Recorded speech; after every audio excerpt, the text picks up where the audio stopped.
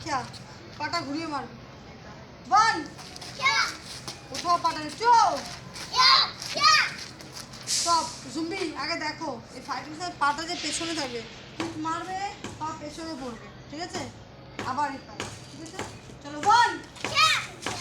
পা পেছনে টু কোমরটা ঘুরিয়ে করো ঘুরিয়ে একদম থ্রি ওপরে four five good six seven করো করো মনে হচ্ছে গুড নাইন টেন